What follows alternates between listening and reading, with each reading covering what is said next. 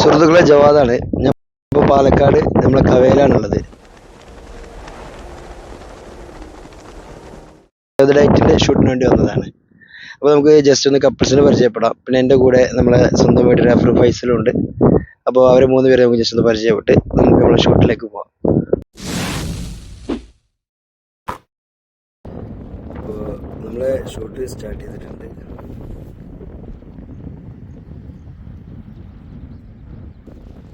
ഫൈസൽ ബ്രോതാ, ഫൈസൽ ഒരു കാര്യം കാണിച്ചേ. അപ്പോൾ ഇതാണ് നമ്മളെ കപ്പിൾസ്. അപ്പോൾ കപ്പിൾസിന് പരിചയപ്പെടാം.